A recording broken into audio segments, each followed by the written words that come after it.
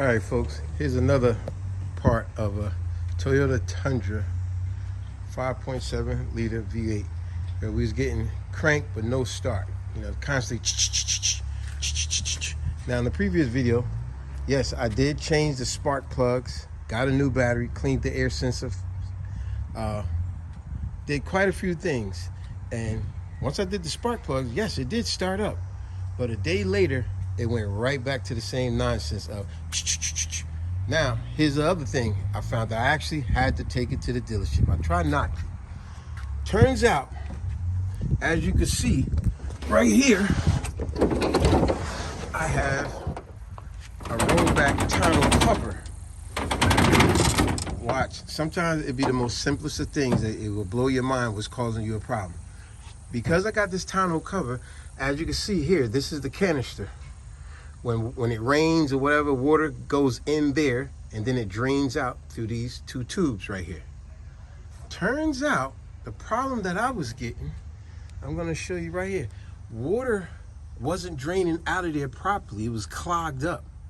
And because water was clogged up in there, it wasn't draining out properly. It was only dripping out sporadically at that. And a lot of times I would come outside and my whole concrete here would be soaking wet. First time I thought, I said, what the heck, do I got a gas leak? Like, man, oil, it wasn't no oil, it wasn't no gas. And this rear I found out where the problem of it cranking, but not starting. Now you probably can't see it. It's gonna be hard to see this here. But what I can tell you is up under here, obviously, as you can see, this is your gas tank. Well, actually, here we are right here, a little bit better view. There we go, that's what we're looking for right there. While my tonneau hole was draining, believe it or not, being that it was so full and it wasn't draining properly because it was clogged, something so simple like that, it was dripping out. See how I got the tubes here now? I made them longer. But my tubes was originally, they was dripping about up here. Way up in here was dripping. That's how short it was. And what was happening, it was dripping, let's just say it was about here. It was dripping water on here, coming over here. Somehow it was reaching all the way over to this sensor.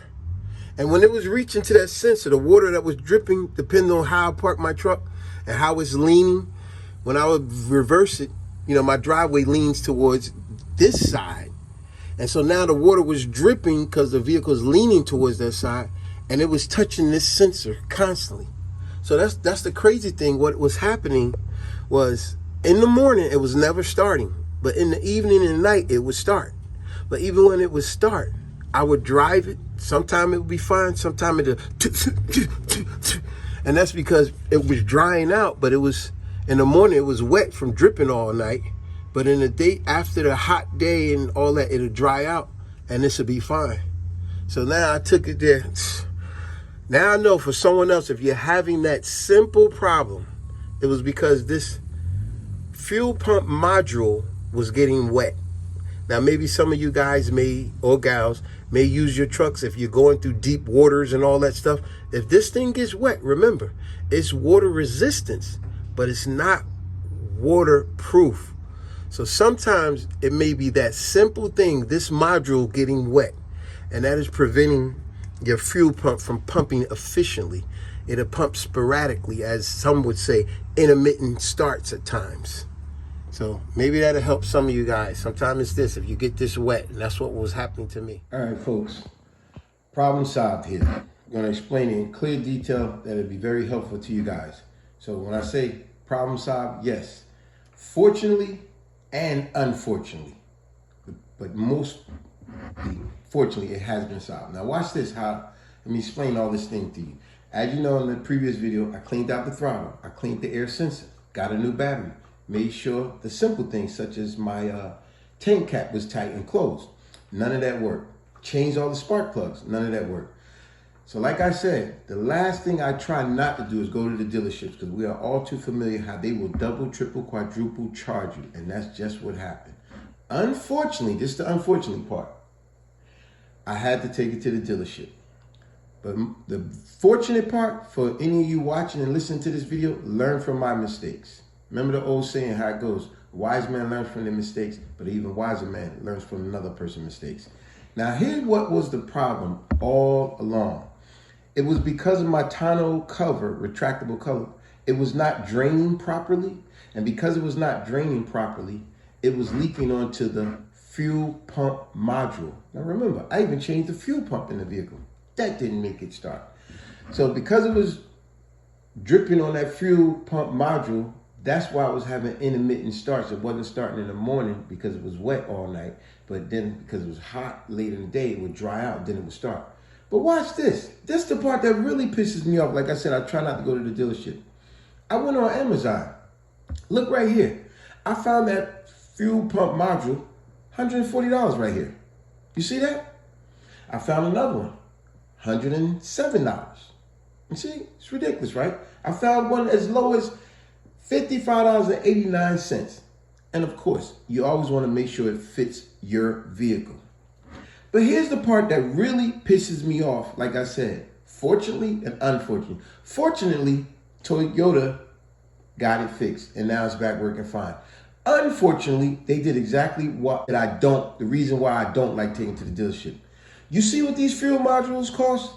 Anywhere from about $60 to $150.